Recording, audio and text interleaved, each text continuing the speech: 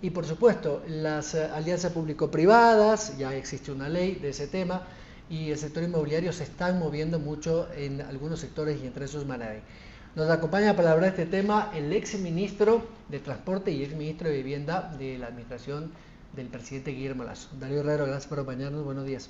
Gracias, Byron, un placer estar aquí contigo. Bueno, estaba viendo con interés que en Guayaquil, en Manta, perdón, ya se está hablando también de grandes holdings de empresarios, de inversionistas que les interesa, valga la redundancia, invertir en la provincia, porque además ya hay un aeropuerto de primera con conexión internacional. El puerto, a pesar de que todavía no despega, sigue siendo un punto de referencia para la importación, sobre todo en algunos sectores como el automotriz, al granel, etcétera. Pero puede desarrollar otros temas. Y claro, los ejes viales que, digamos, tienen algunas dificultades, los ejes principales de las estatales, pero tiene buena conectividad, al margen del tema del invierno. ¿Qué es lo que buscan los inversionistas extranjeros en Manaví particularmente? Sí, Byron, mira, hace ya un año y pico, luego de salir de la función pública en mayo del 2023, con un grupo de empresarios fundamos una corporación de fomento productivo en Manaví, que se llama Manaví Development and Investment Corporation, MDI. Y MDI lo que se ha encargado es justamente de responder, por ejemplo, todas estas preguntas que me estás haciendo ahora a diversos inversionistas que claman o que quieren o ven o apuestan por Manaví como destino de inversión. Y ciertamente, ¿no? Tú tienes que comenzar desde el principio, geográficamente dónde estamos ubicados, qué potencial, qué infraestructuras que habiliten las inversiones tenemos disponibles, para qué somos buenos, qué tenemos en el hinterland del puerto de Manta, es decir, el área de influencia del puerto, que no solamente Manaví, sino provincias como Los Ríos, como Santo Domingo, Esmeraldas, el norte de Guayas. ¿Por qué sería más atractivo utilizar esta infraestructura portuaria opuesto a utilizar Guayas o Guayaquil, los puertos de Guayaquil o Pozorja o Esmeraldas, ¿no? Entonces, durante más de un año nos hemos dedicado nosotros a recabar información para responder estas inquietudes a los inversionistas y confirmar el hecho de que Manaví ya es un destino de inversión, pero lo vamos a convertir en un mayor destino de inversión, no solo regional, sino internacional. Y dicho esto, aquí hay varios anuncios sobre lo que acabas de decir. Primero, a diferencia del puerto Esmeraldas, hace ya 8 años que la concesionaria del puerto, la chilena Agunza, a través de la empresa TPM, cogió las riendas del puerto de Manta. A diferencia del puerto Esmeraldas, subió el movimiento de carga de 600.000 toneladas métricas al año a alrededor de 1.200.000 ahora. Y de manera inversa, el puerto Esmeraldas sufrió una caída terrible, es decir, estaba por los 900.000 toneladas que movía en ese tiempo, y el año antepasado me parece que estuvo en 150 o 200.000 toneladas, o sea, unas curvas que se cruzaron completamente. Entonces, ahí tú te das cuenta la importancia del manejo en la delegación, vía delegación, de la empresa privada, promoviendo el movimiento de carga a través del puerto de Manta. Lo mismo con el aeropuerto. En mi administración yo tuve el placer de terminar esa obra que estaba inconclusa. Era increíble de haber llegado y siendo manavita ver de que el 75% de los 27 millones de dólares que costaba la reconstrucción de la terminal y la pista, las plataformas, de ese monto el 75% se había invertido en 5 años y nosotros en apenas 5 meses desembolsamos el 25% de ese valor para culminar la obra y entregarla, que la entregamos en diciembre del 2022. Y ya en enero tuvimos el anuncio de la frecuencia Manta-Panamá, una aspiración que también estuvimos involucrados antes desde el sector privado del año 2015, vuelo que se inauguró el 27 de junio del 2023 y que hoy ya se anunció a partir de agosto una nueva frecuencia, 5 vuelos por día, llegará a estar de un vuelo a la semana, estoy completamente seguro, ¿no? Y ha sido un éxito esta ruta. Se esperaban 12.000 pasajeros por año y el primer año tuvieron 50.000, imagínate. Entonces, valida el supuesto de que Manaví está listo para recibir turistas, para recibir migrantes, para tener esa conectividad directa, ¿no? ¿Qué nos falta? ¿Qué nos falta? Bueno, primero, se renegoció el contrato del puerto de Manta, eso le da tranquilidad a la concesionaria para estar 32 años más invirtiendo. Segundo, concesionar el aeropuerto de Manta, y estamos atrás con MDI, y con algunos actores en la provincia para que el aeropuerto se concesione a la mejor operadora y que pueda conectarnos con el mundo.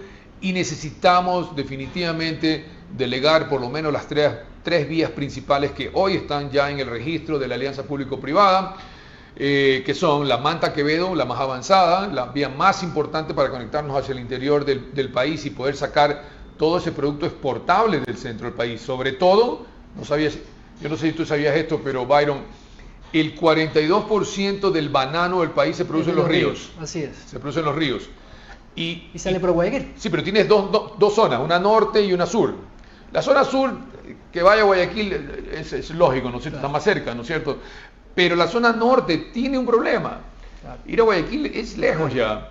Y peor aún, ahora tiene que irse a Pozorja. Entonces es un poco complicado. Yo creo que el puerto natural de esa zona es Manta, 196 kilómetros. Y ese es el proceso de APP, de todos los 12 proyectos que están registrados ahora, de los cuales 7 son vías.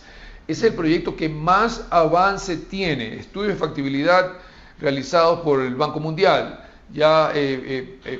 Prefactibilidad. Están listos para iniciar los de factibilidad y es posible que diría yo, inicio del año que viene o máximo mitad del año que viene ya estemos en un proceso de adjudicación de esa primera ruta, ¿no? Y esa vía y ese proceso va a sentar un precedente en el país. Escúcheme bien lo que te voy a decir. El presidente si ese proceso sale bien, transparente, si se puede atraer inversionistas extranjeros, va a marcar el paso para los siguientes procesos de APP viales en el país. Y eso es importante, no hay que dejarlo caer. Luego de eso tenemos la Montecristi y la Cadena, y tenemos la Bahía Pedernales Cojimíes, para poder traer y potenciar toda esa industria acuícola en el norte, ¿no? Y traer camarón, que somos muy buenos exportando camarón, ¿por qué no? ¿Sabías tú que todas las exportaciones de camarón de la provincia de Manabí no suman la exportación de una sola empresa en el Guayas? O sea, yo lo veo, mucha gente lo ve como un desafío, ¿no? Como algo muy duro que hacer. Yo lo veo como una oportunidad, ¿no? Siempre soy optimista y digo, ahí hay un área de oportunidad que los manavitas debemos explotar. Entonces, tenemos todo por hacer y MDI está trabajando en eso. Y hemos también creado un concepto utilizando una herramienta que vale la pena felicitar aquí al presidente Noboa sobre eso. Fue la primera ley que aprobó en diciembre del 23 y que incluía una ley de eficiencia económica que incluía el tema de las zonas francas y el regreso del régimen de zonas francas al país. ¿Okay? Desde el año 2006, cuando el señor Correa y su mayoría parlamentaria abolió la ley de zonas francas, ya vamos para 2 décadas, Byron, y perdimos de surfear esa ola, de subirnos a ese tren. Y te voy a dar un ejemplo para que los ecuatorianos sepamos qué potencial tiene esto. Costa Rica exportaba banano también en ese tiempo, ¿ok? Les voy a dar el ejemplo de una zona franca en Costa Rica, se llama la zona franca La Lima, que queda muy cerca de 35-40 kilómetros de la capital. En los últimos 10 años, esa zona franca, de solo 26 hectáreas de extensión, y tiene 17 empresas, nada más. El primer año exportó $400,000 y el año pasado exportó $460 millones. 460. Ha acumulado en 10 años en exportaciones, ha acumulado $4.577 millones en 10 años, 26 hectáreas, 16 empresas, me parece que son 8.000 personas trabajando entre directos e indirectos. ¿Y ese Soframa, ese que existía ahí afuera de Montecristi, está abandonado, no se puede reactivar? Esa zona franca, la primera zona franca abierta, de capitales abiertos en el Ecuador, se fundó por coincidencia en la casa de mi papá. El 16 de agosto del año 1994 a las 7 de la noche. Igual como hemos hecho ahora, ¿no? Mi papá invitó a 20, 30 empresarios de Manabí, llegaron 12, firmaron un acta constitutiva y ya esa zona franca para el año 2005 exportaba alrededor de $80 millones, $60 millones hacia el extranjero, $20 millones hacia el propio país, porque tú exportas hacia el Ecuador. Y tenía empresas que exportaban tagua, chocolates, motores refaccionados, entre otros, 25 hectáreas desarrolladas. Si esa zona franca no hubiera sido, si el régimen no hubiera sido abolido, entonces las empresas se fueron porque ya no tuvieron los incentivos, sino que se hubiera fortalecido ese proyecto desde el año 2006. Ahora, imagínate lo que Manabí ya sería hoy. Lo hemos perdido ya 2 décadas. Y ese es el llamado ahora, Byron, a que no cometamos el mismo error. Y la ley aprobada por el gobierno da facilidades para el sector inversionista privado, porque claro, es una alianza, ¿no? Es decir, el sector público delega una operación económica de algún sector o servicio, bienes o servicios, y el sector privado pues arriesga con una inversión. ¿Permite esta normativa, esta nueva ley, facilidades como para tributarias, laborales, etcétera? Por supuesto, no tanto laborales, ahí el correísmo tuvo sus peros en la Asamblea, se trató de negociar de que existan leyes muy flexibles o una modalidad de contratación flexible dentro de zona franca. Aquí tenemos que entender que el tema de zona franca es que ese terreno de zona franca se considera una extraterritorialidad, ¿ok? Y ciertamente tiene incentivos tributarios para atraer inversión de manera que las empresas se motiven a invertir en nuestro país. Y no compites con Guayaquil o con Quito, compites con zonas francas en Latinoamérica. Hay alrededor de unas 700, 800 zonas francas, entonces tú compites como destino de inversión con otros países, ¿ok? ¿Cuáles son los incentivos principales? El 0% de impuesto a la renta durante los primeros 5 años y del año 6 al año 30 solamente el 15% de impuesto a la renta. No tienes IVA o puedes recuperar el IVA, no tienes impuesto a la salida de divisas. Entonces, si tú te pones a ver, yo quiero innovar y necesito importar maquinaria, importar materias primas, bienes de capital, para crear valor agregado sobre un producto primario. Por ejemplo, hagamos el plátano verde. Mañana yo quiero hacer chifles, o quiero hacer un chifle especial, o quiero hacer almidón de verde, me invento, ¿no es cierto? Y necesito maquinaria. Este lugar o estos regímenes de zona franca son las ubicaciones especiales para poder traer estos equipos, cero impuestos, y poder poner estas nuevas industrias y exportar y tener estos beneficios tributarios que obviamente aceleran tu retorno de inversión. Entonces, hacia allá debemos ir. Es una herramienta más de productividad y de competitividad para los exportadores y para los ecuatorianos. Con esta visita del presidente de la República y el acercamiento a grandes grupos empresariales de Medio Oriente, de hecho vamos a abrir una oficina comercial en Emiratos Árabes Unidos, y va a estar un empresario ahí, el presidente de FedExport, Felipe Rivadeneira, y estas conversaciones face to face con empresarios europeos, españoles, franceses y británicos, podría abrir un abanico de posibilidades, por ejemplo, para esa zona de Manabí. Pero por supuesto que sí. Manabí siempre ha estado en los ojos del mundo, ¿ok? Y tú decías hace un momento algo sobre el interés de los diferentes tipos de inversionistas. Medio Oriente, Dubái, etcétera, Emiratos Árabes, ellos buscan seguridad alimentaria. Me enteré que se venden chifles ecuatorianos ya en esa zona del mundo. Buscan seguridad alimentaria y como es considerado un hub, porque no es que el mercado de, por ejemplo, no es que la ciudad de Dubái te va a consumir todo lo que exportamos, sirve como punto de partida y de transbordo para nuestros productos hacia países con los cuales normalmente nosotros no tenemos relaciones comerciales directas. Te puedo mencionar inclusive Irán, de Asia, exactamente. Entonces es importantísimo.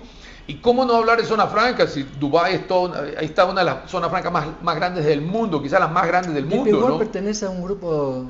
DP World pertenece a un grupo que es dueño de la zona franca en Dubái, que tiene más de, creo que son 11.000 empresas, si más no recuerdo, y que es un referente en el mundo. Entonces, ¿cómo no hablar ese lenguaje? ¿Y cómo es que el Ecuador va a tratar de hacer negocios si tú no tienes ni siquiera herramientas como la zona franca en nuestro país?